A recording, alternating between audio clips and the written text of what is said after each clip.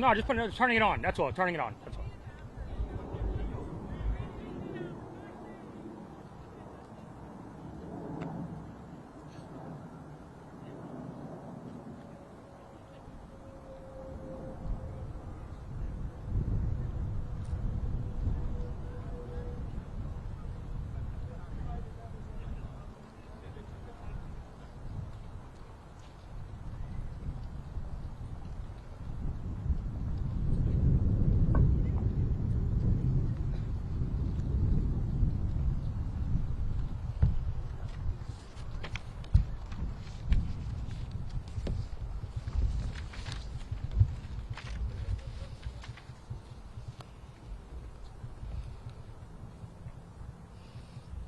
Good morning, New York. Morning. Last night, we made history. I'm so proud to be standing here today as the mayor-elect of the greatest city in the world. Over 2 million New Yorkers cast their ballots. Whether they were the more than million who supported this campaign or the others who supported someone else, or whether they felt too disappointed by the political process to participate at all, I will work every day to honor the trust that I now hold. The poetry of campaigning may have come to a close last night at 9, but the beautiful prose of governing has only just begun. The hard work of improving New Yorkers' lives starts now. That process begins with transition. In the coming months, I and my team will build a city hall capable of delivering on the promises of this campaign. We will form an administration that is in equal parts capable and compassionate, driven by integrity, and willing to work just as hard as the millions of New Yorkers who call this city home. And central to that effort is a transition team that is defined by the excellence New Yorkers will soon come to expect from government.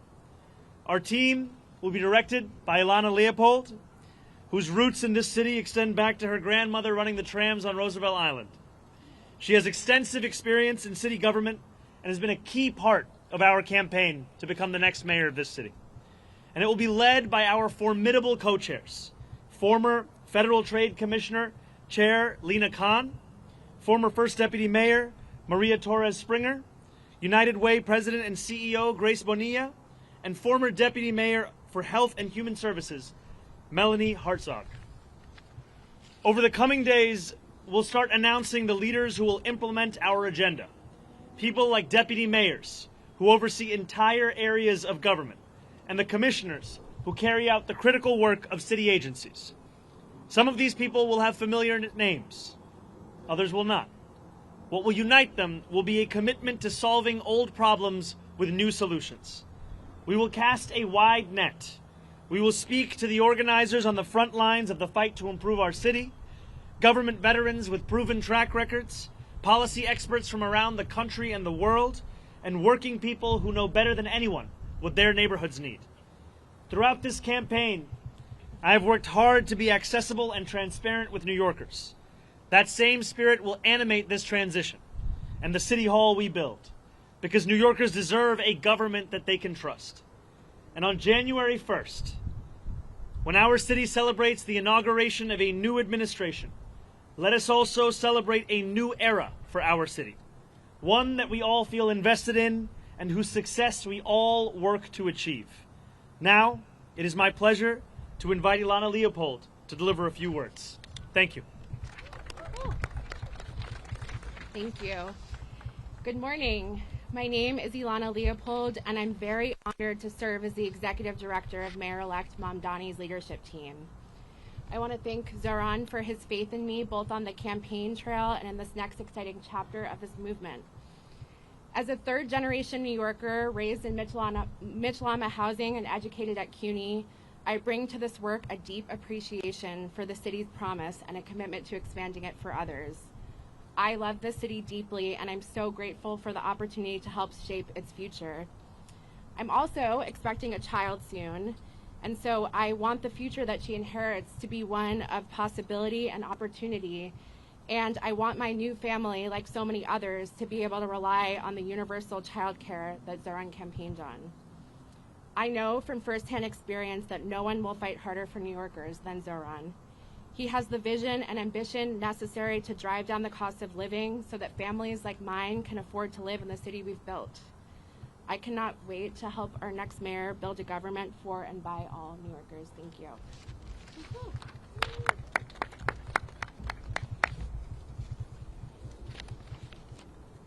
Good morning. My name is Grace Bonilla, and I am excited to be with all of you today. I want to congratulate Mayor-elect Mamdani on his historic victory and a campaign that captured the imagination of so many and centered the needs of working New Yorkers as a North Star. I'm honored to be part of a transition team and eager to work with you to build an administration that will work tirelessly to ensure working New Yorkers can finally afford to live and raise their families in the city that they love. As a native of Queens and a daughter of Ecuadorian immigrants who has dedicated my career to fighting for vulnerable New Yorkers, this appointment means a lot to me, particularly at a time when our immigrant communities and the people I serve are under attack. As we stand here today, 1.8 million New York City residents are without benefits to feed themselves and their families because of the inactions from the federal government. I am confident that Mayor-elect will always stand by New Yorkers and fight against any federal encroachment and that target the programs our neighbors need to survive. I look forward to helping him to build working to build an effective government that keeps every New Yorker safe, healthy, housed, and built on the promise of our city and the brilliance of our people. Ahora en español. Ante todo, quiero felicitar al alcalde electo Mamdani por su victoria histórica y por una campaña que cautivó a tantos y que le dio prioridad a las necesidades de los neoyorquinos luchando por sobrevivir en esta ciudad. Estoy muy orgullosa de formar parte de su equipo de transición y estoy lista para trabajar con usted para construir una administración que se esfuerza incansablemente para garantizar que todos los neoyorquinos puedan finalmente vivir y criar a sus familias en esta ciudad que tanto amamos. En este preciso momento, 1.8 millones de residentes de la ciudad de Nueva York carecen de beneficios para alimentar a sus familias y a sí mismos, debido a la inacción del gobierno federal. Confío que en el alcalde electo siempre defenderá a los neoyorquinos y luchará contra cualquier acción federal que afecte negativamente a los programas que nuestros vecinos necesitan para sobrevivir. Espero poder ayudar a construir un gobierno eficaz que garantice la seguridad, la salud y la vivienda de todos los neoyorquinos y que aproveche el potencial de nuestra ciudad y el talento de nuestra gente. Muchas gracias.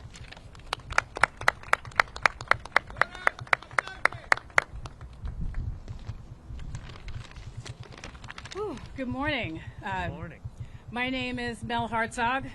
No one calls me Melanie except my mother when I'm in trouble. And I'm so excited to be with you all today. I first want to start off by congratulating our Mayor-elect Mamdani on an impressive and amazing campaign and victory last night. In my day job, I lead the New York Foundling, one of the city's largest and oldest social service organizations. I previously served across 2 administrations as the Deputy Mayor for Health and Human Services, Director of the Office of Management and Budget, Deputy Commissioner for the Administration for Children's Services, among other roles. There's one thing I've been reminded of in this work, time and time again. It all comes down to economics. Paying your rent, putting food on the table, taking care of your kids. That's what New Yorkers care deep down about, and that's what the Mayor-elect has so successfully tapped into.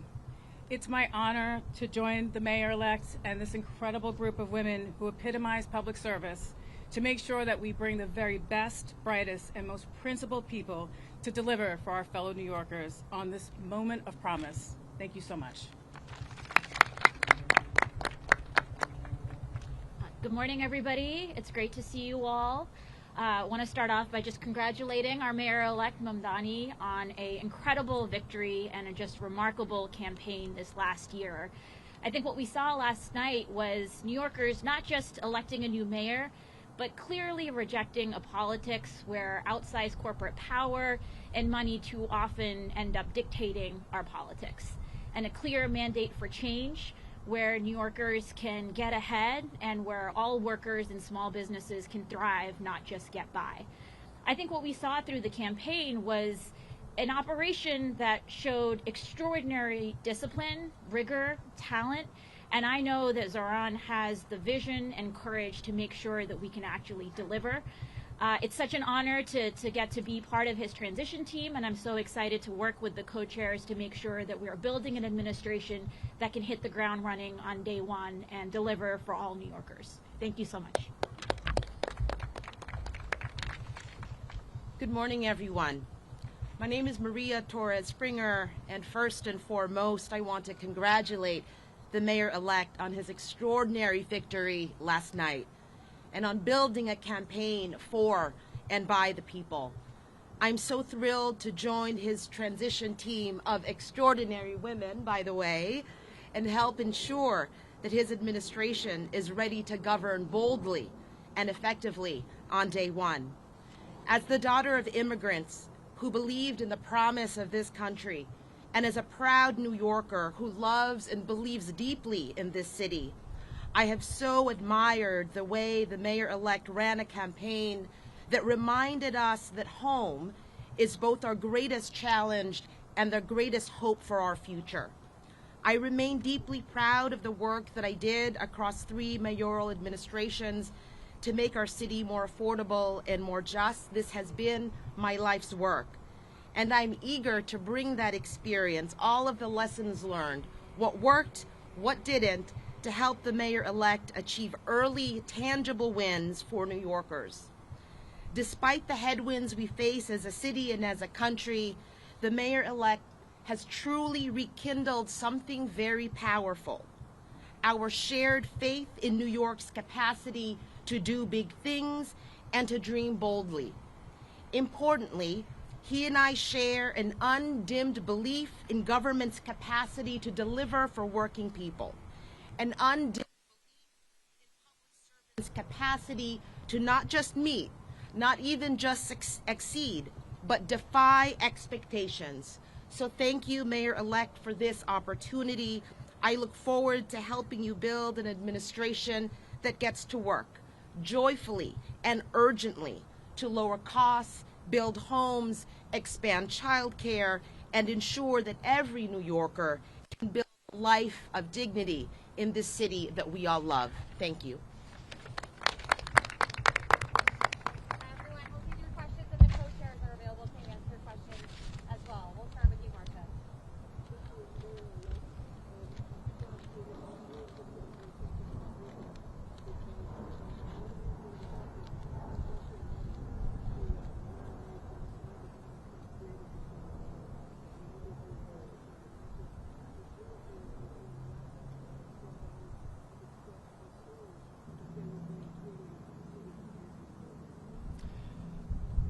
I look forward to being the mayor for every person that calls this city home. That includes the Jewish New Yorkers that voted for our campaign and those that didn't. My responsibility is to all 8.5 million New Yorkers, and we chose this location as a reflection of the borough that I serve and the fact that we are proud to be known as the world's borough. And for far too long, that embrace of so much of what makes New York City special, so much of what makes it the place that we are proud to call it our home, it has been missing in our leaders in this city. And I am excited to be the first immigrant to lead this city in generations. And excited more, frankly, to deliver on an agenda of affordability alongside these incredible co-chairs for New Yorkers across the 5 boroughs. Right here, sorry, we're going to go to Josie right here. Yeah.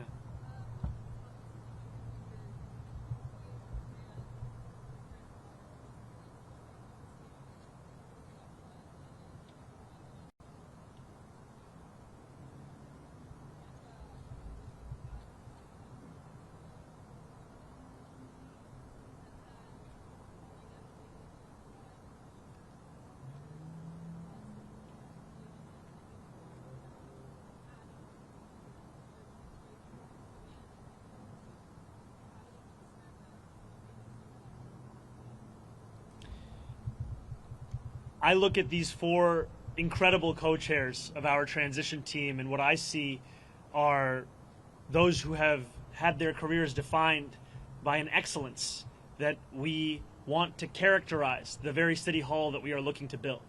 These will be the leaders of our transition, and also this transition will expand and extend beyond any one specific set of issue areas. So the topics of education and public safety continue to be of immense importance. We continue to prepare for the delivery on those very issues alongside the others that concern New Yorkers, and that will be the work of the next 57 days. And just to your second question, I am willing to consider anyone to work in my city hall so long as they are committed to working for my administration and to delivering on an agenda to lower costs for New Yorkers in the most expensive city of the United States. All right, we'll go to Sam over here.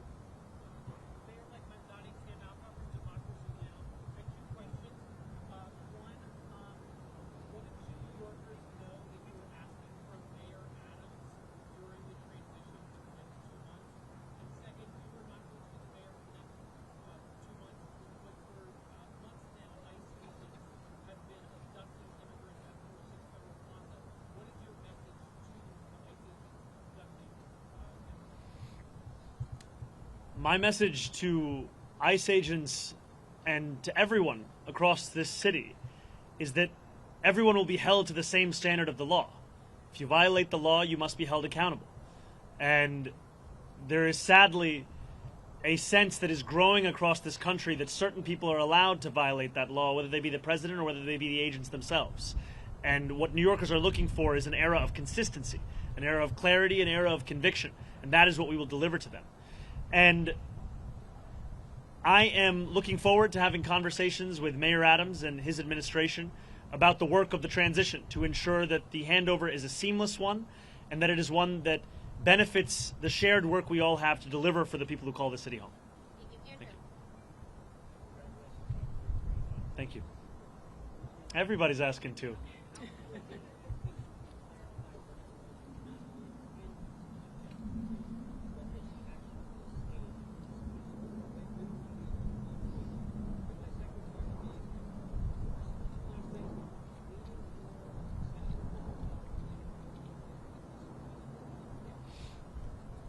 I've made my intention clear to retain Commissioner Tisch, and I look forward to having conversations with her on that very subject. Last night, I spent time with my wife, with close members of my team, as we watched the results come in. I spoke briefly with Curtis Sliwa, and then I headed to address the thousands of New Yorkers that were there, waiting to hear of what this new era of government will look like. And that is always my focus. Not on the candidates of this past election, but rather on the people that are so often left behind by our politics, and I look forward to serving them. Yeah, Morgan, go ahead. Hi, sir. How are you? Doing well. How are you, Morgan? Hanging in there. So just two questions. Mayor Eric Adams just announcing that he plans to offer former employees who were terminated for refusing the second COVID vaccine, offering them the opportunity to get their jobs back. Hoping you can react to that. I know that has happened, but also just more broadly, he's also talking about stacking the right guidelines. What do you think about some of these efforts that he's making in his last final days to make the government? The mayor is seemingly unsatisfied with a record of raising rents by more than 12% on more than 2 million New Yorkers, and has gone so far as to consider appointing someone to the Rent Guidelines Board who is known for being a star, I think, on a show called Selling New York. And in many ways, that's the description of what he wants to do over these next few months. I continue to believe in the importance of delivering relief for the 8.5 million people who love this city, who live in this city, but cannot afford to continue to be here. And last night I spoke of Wesley, an 1199 organizer that I met outside of Elmhurst Hospital less than a week ago. And as I asked him how long it took him to get to work, he told me 2 hours. I asked him, where were you coming from? He told me Pennsylvania. That, for many New Yorkers, is now the reality, where they have to live elsewhere because they can't afford to live in the place that they love. And that has to be our compass in guiding the work that we do to ensure that we can make this a city that is livable and make this a city that finally turns the page on an era of big money and small ideas. Yeah, I'll go Holly right here.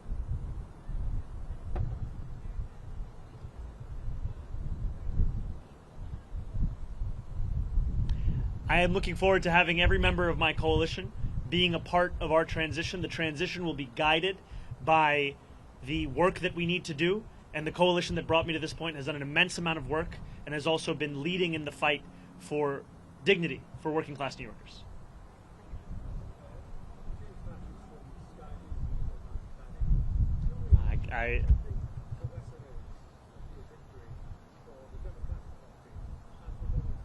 Well, first I just have to say I've spent many days in my youth watching the transfer window close, final hours on Sky News, so it's a pleasure to have you here. Yeah, I'm an Arsenal fan. I have to be honest, when you said you were from Sky News, I just got very excited. Could you repeat the question one more time?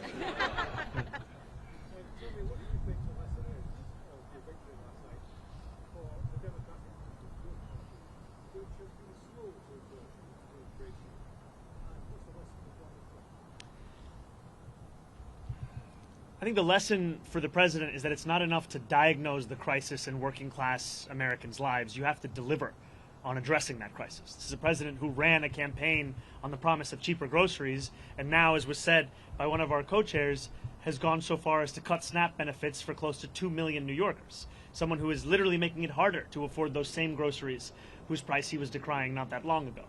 And what scares Republicans across the country is the fact that we will actually deliver on this agenda. And the contrast is something that they cannot bear to witness. And I try to keep my focus similar to that cover on the New Yorker where the world ends at New Jersey, and thinking about what this means for our city instead of for our nation. And I will tell you that for our city, what left me with such great hope last night were the stories from so many New Yorkers who had never voted before, who had lost hope in politics years ago. And to stand here before you, having received over 1 million votes in an election that saw turnout the likes of which we haven't seen since 1969, it shows that politics, once again, is offering more than just a settling for the crumbs that are not able to meet the needs of so many families across the city. We are finally offering a vision that can meet the scale of the crisis in working class New Yorkers' lives. Thank you. Thank you very much. Please.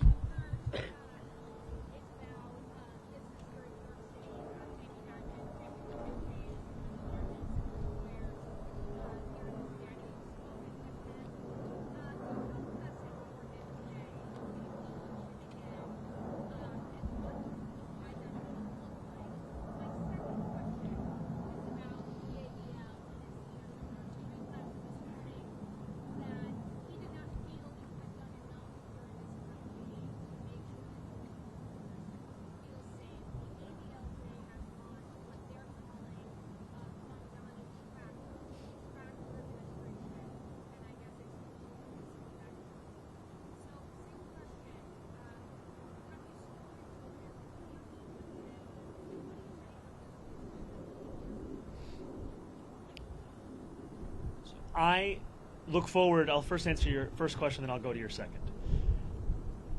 I look forward to meeting with Jamie Dimon and meeting with anyone who is concerned about the future of our city and is invested in the vitality of that same city.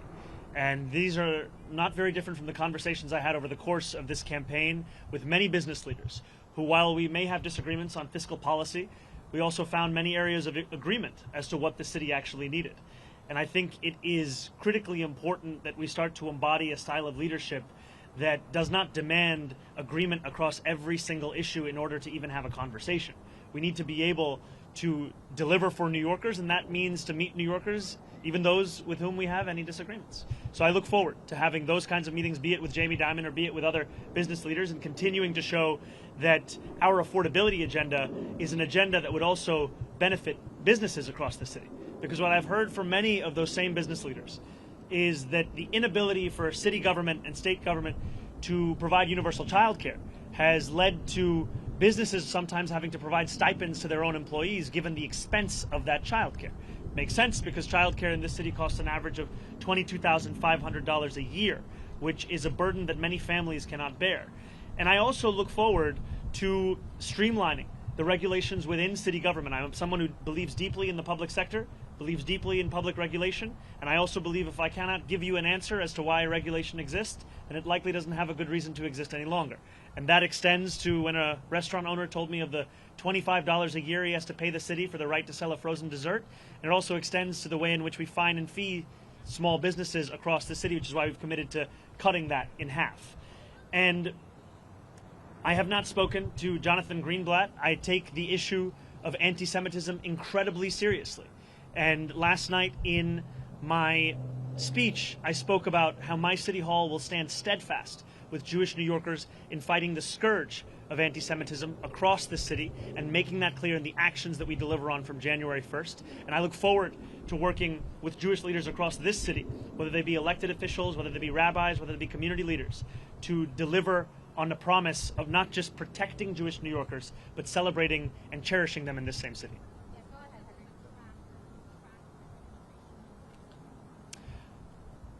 I think that anyone is free to catalog the actions of our administration. I have some doubts in Jonathan's ability to do so honestly, given that he previously said I had not visited any synagogues, only to have to correct himself. Hi, Mayor-elect. Obviously, I have two questions as well. Yes, yes. Yes. It's a 2-for-1 day. Oh, yeah, a little more interesting. So, on President Trump and on delivering real, tangible results, as you alluded to last night with your new era, as Maria Torres-Springer just said, how do you balance, or have you given thought to balancing combating President Trump and not getting lost in that fight where you are not delivering the campaign promises? And second, I'm just curious, kind of in the quiet hours of last night, you got off stage, you went home, maybe you were sitting by yourself, maybe it was just you and your wife.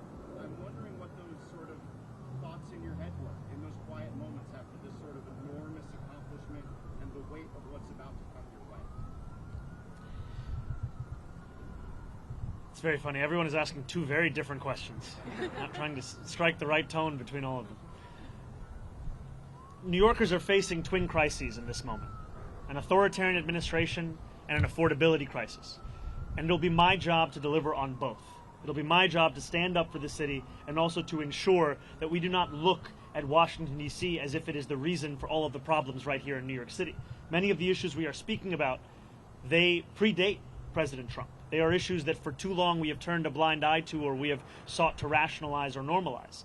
And what I'm so excited by in looking at these incredible women who will be leading our transition is a track record of being able to handle multiple crises at the same time. Crises which so often for others might be the only focus. For so many of the people on this stage, they were one of many. And these are the crises of cost, these are the crises of conviction, these are the crises that have come to describe much of our politics. And I find immense confidence in the fact that we are already building a team that has shown its ability to deliver and that will continue to show that over the next 57 days and beyond. I cannot tell you that I had many quiet moments between last night and this morning, but some things that I have been left with, whether it was in sitting with my wife or with close members of my team without whom none of this would have been possible, is the sense of hope that New Yorkers have. When I left the venue yesterday evening, there were hundreds of New Yorkers waiting outside. And so many of them were young New Yorkers. So many of them, it may have been their first vote they were ever eligible to cast. And in their eyes and in their shouts and in their screams, I heard the potential for what our politics could be. And it's a potential for New Yorkers to not only be able to see themselves in those that lead them, but more importantly, to see their struggles. And just before this, I heard from an immigrant rights advocate who said that the moment that made her whole in the speech that I shared was when I spoke about this city as being one that was built by immigrants, that was powered by immigrants, and now that will be led by an immigrant. I think for too long, many New Yorkers have been told that their only place is in the shadows. And it is incredibly exciting to stand here alongside these leaders to embrace the light that the future will hold for all of us in this city. Yes. Thank you very much. Gracias.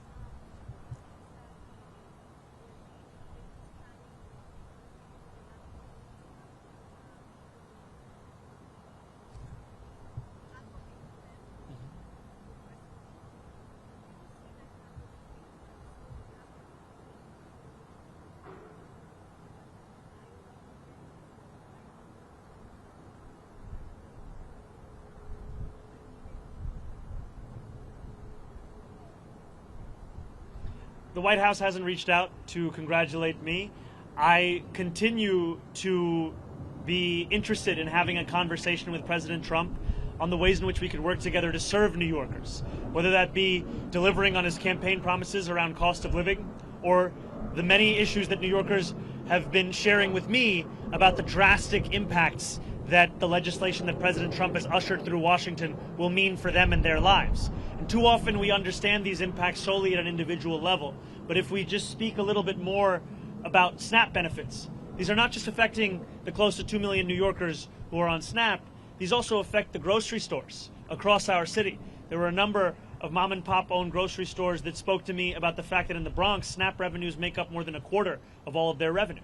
And this has the impact of decimating their ability to keep their doors open. And so I look forward to having those conversations and to making clear that if there is ever anything to be spoken about that could benefit the people of the city, I am ready and willing to speak to anyone about it.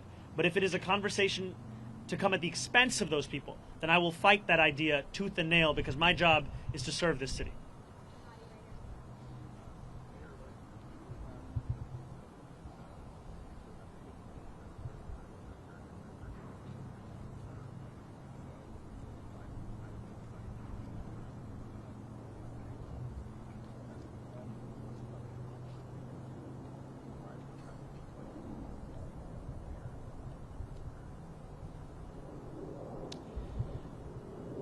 When I speak about Trump-proofing this city, I speak about protecting those with the least from the consequences of a man with the most power in this country.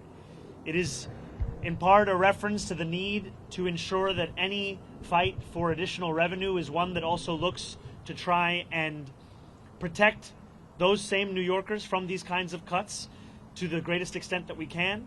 And it's also a commitment to ensure that so many of the storied parts of city government return back to the moments where they were on the front lines of fighting for dignity and civil rights, and I think specifically of our city's law department. This is a law department that, when you think of the seminal civil rights cases of this country, they were there. And yet today it has 200 fewer lawyers than it did before COVID. This is an example of a lack of interest from an administration in ensuring that we are investing in the tools that have been proven to protect those same New Yorkers. And I will not mince my words when it comes to President Trump. I will continue to describe his actions as they are, and I will also always do so while leaving a door open to have that conversation, because it cannot be understood as if it is an argument between two individuals. I am looking to lead this entire city, and everything that I do must be to the benefit of this city, and I look forward to delivering for that same city. Yeah, I'll be right back. Yeah, hi. Hey, how's it going, Aki? So after your win last night, a lot of critics went to our comment section in the social media news saying, talk to the Mamdani supporters in 6 months, see how they feel. Talk to them in a year, see how bad it's going to get. Do you have any comments on how those folks are reacting and how you're going to do it? Well, first I'd say we've come a long way since that conversation in Astoria Park, and it's lovely to see you here. You know, I think there were many who said similar things when we launched our campaign on October 23rd. Talk to the campaign in 6 months, talk to the campaign in a year, see where they are. And what we've shown is that the hunger, the dedication, the commitment to excellence and delivering in the ways in which we have been told are impossible, this is what will typify our efforts. It has thus far. This is what will describe them moving forward. And the passion, as Maria had said, of an undimmed potential for government to meet the needs of working people across this city, that is something that we fully intend to deliver on. These were not words that were shared as a means by which to inspire people for the purpose of an election. These were commitments that were made that we intend to deliver on to ensure that New Yorkers can live in the city they call home.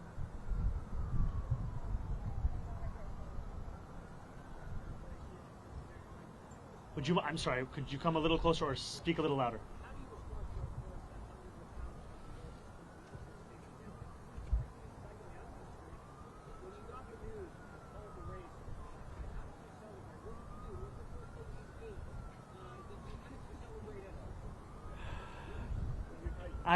I think the first thing I did was drink some water, and it took a moment for it to settle in. And when it did, oftentimes this job is described with the language of burden, responsibility, pressure. And those things are true. But what is lost is opportunity. And that is really what I felt in that moment when this race was called. The opportunity we have to deliver for people who have come to expect so little from the politics of their city. And that is an opportunity that is at the heart of what motivates me each and every day. And I look forward to fulfilling the trust that was put in me by the more than 1 million New Yorkers who voted for our campaign, and also by New Yorkers who've had concerns or skepticism. I don't begrudge them, because they were subject to tens of millions of dollars in attack ads that told them the thing that should keep them up at night was me, when in fact what I've heard from New Yorkers that the thing that keeps them up at night is the cost of rent, of groceries, of childcare. And so I look forward to earning their trust as well, because my vision of success is not that those who are skeptical leave this city, it's that those who are skeptical stay here in this city, and that we build a city that has room for even more to join us. Because this is a city that has to grow, this is a city that has to thrive, and the way that we will do so is by bringing an excellence back into City Hall, where it becomes the expectation, not the exception. Thank you. Oh, incredible.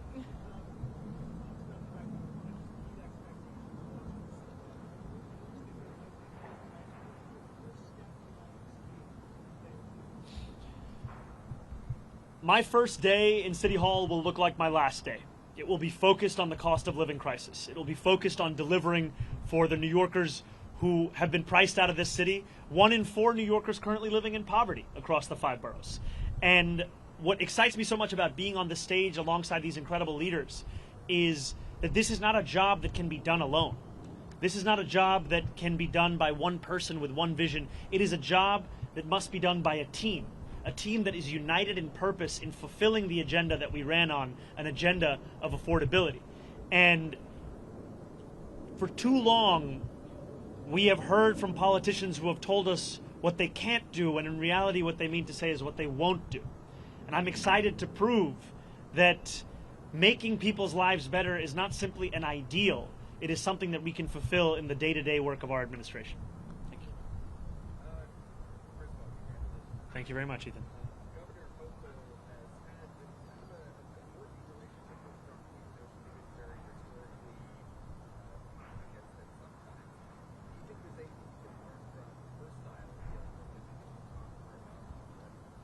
I think the governor has set a very good example for what it can look like to both keep a door open to speak with anyone about anything that could serve the interests of the people of this state, while also refusing to sacrifice those same people for the purpose of maintaining a relationship. And that is exactly the approach that I will take, is when President Trump wants to do something that will benefit this city, I will be there to say as much. But if he is looking to persecute or prosecute or punish the people of this city by virtue of who they are or where they live or where they came from, then I will fight him on that. I think too often we have had a style of leadership that seeks to put oneself before the people that you're looking to serve, and my City Hall will do the opposite.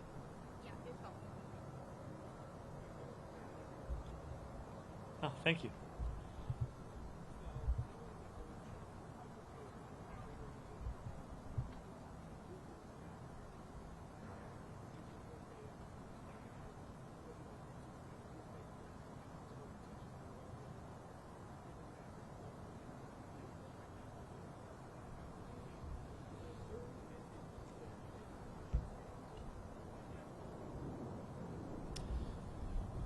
You know, this is a group that exemplifies the excellence I've long spoken about.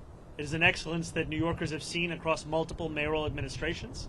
It is an excellence that they have seen at the federal level. And it's an excellence that has been displayed amidst a conviction of what government can and should and must do for New Yorkers. And I'm excited by the prospect of them leading this transition to deliver for those same New Yorkers. And I also am clear with the more than 100,000 volunteers who brought me to this point, with the more than 1 million New Yorkers who voted for our campaign, that the work does not end with an election. In fact, it continues until we deliver this agenda. And that delivery will be something that we do over weeks and months and years. And it will be something that we will take immensely seriously, because it is a delivery that will fulfill the hope that so many have put in us.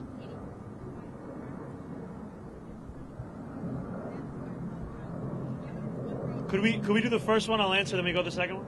Perfect. Yes.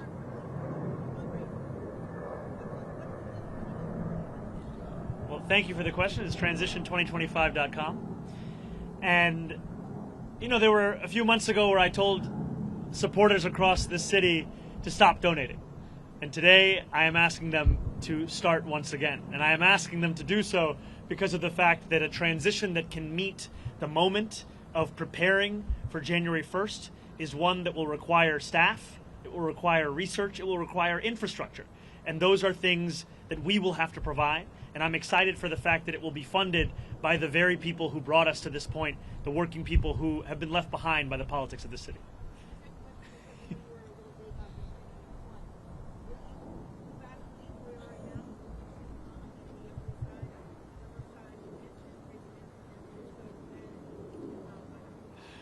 You know, I did get a text from my super late this night. Look, I have been told time and time again, and I've embraced it, to not measure the drapes. And here I am the day after being asked to use a ruler.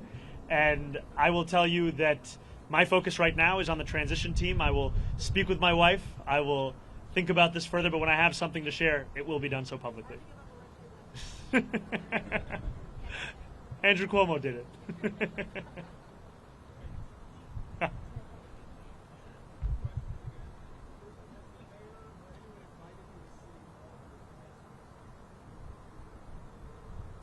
The mayor has not invited me as yet to go to City Hall, but I look forward to having those conversations about the transition.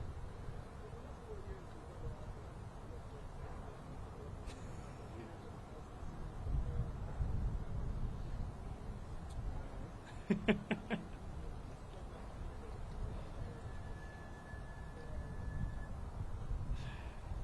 know, I don't see it as a question of which borough is on top.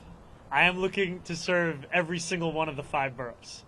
And in each of these boroughs, I find so much of the inspiration of the work that we have to do in City Hall. And I'm also proud to represent Queens in the state legislature. I'm proud to be a resident and an assembly member for Astoria and for Long Island City. And I'm proud that we are standing here today in the world's borough to embrace what gives so much meaning as to what it means to be a New Yorker here in this moment today. This guy's trying to get me to go against other boroughs. Unbelievable. Where's the suit? Good to see you.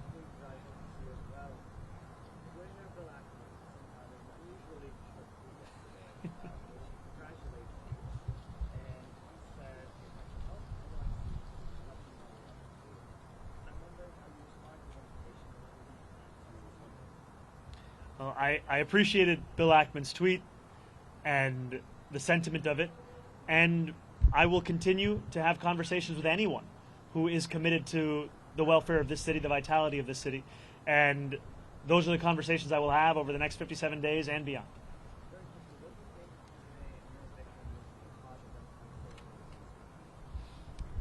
I can tell you what it means in this city.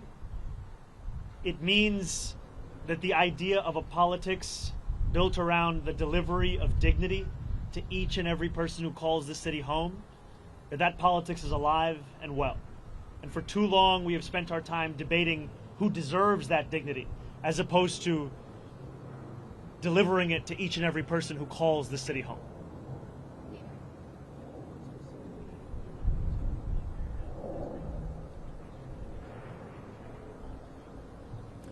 I didn't hear the second question. You know, even amidst my many critiques that I have of the Adams administration, we have to have a sober analysis of the work that is done in any single administration. And I think that City of Yes is something that is a significant and good step forward. I think that trash containerization is another example of something that we should continue to pursue. And these are examples to me of some of the issues which have been long recognized by New Yorkers as ones that need to be contended with by government and ones that have simply been ignored. And I look forward to continuing on those issues and then correcting the course in many other areas of city government. And I look forward to working with the council and with the next speaker on delivering on an agenda of affordability for each and every person that calls the city home. Thank you guys so much. Thank you all. Thank you. Not yet.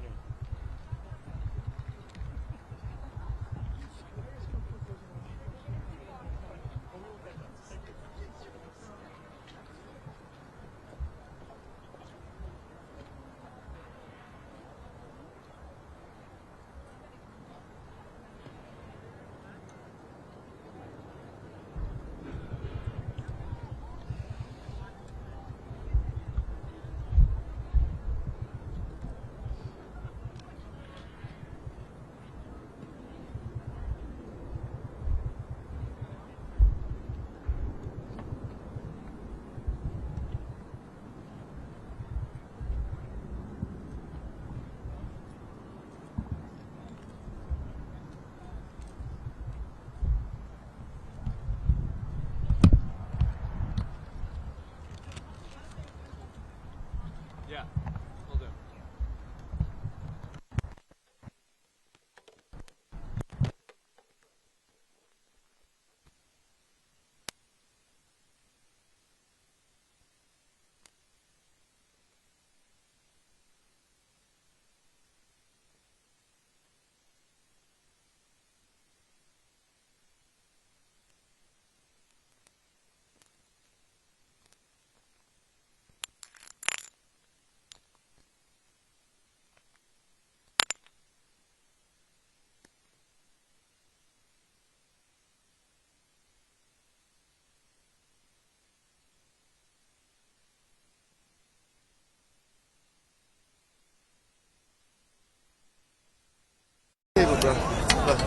Oh, that's the one I borrowed from my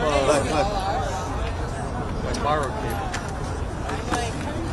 Don't blame mine, man. It's like 25 years right here. Get rid of shit. You don't get rid of old stuff. They got you still. And it's working. Oh, and they got Steve.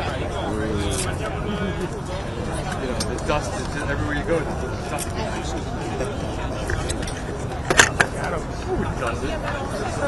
You know.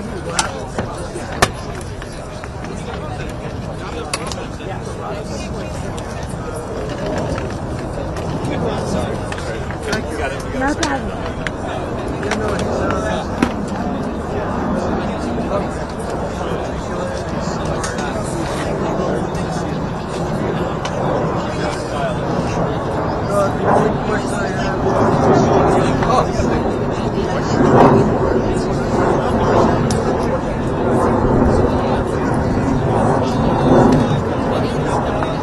Crazy thing is that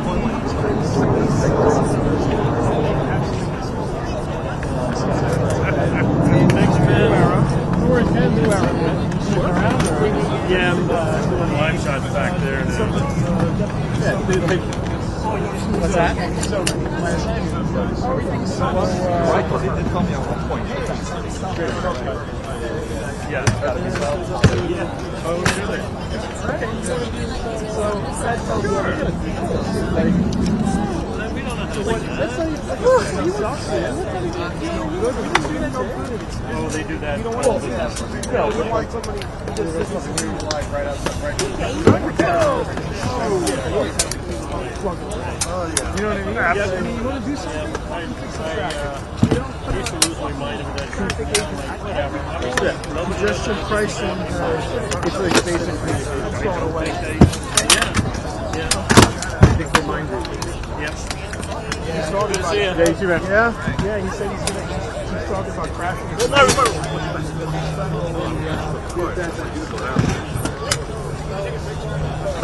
There's something to do about it that's special.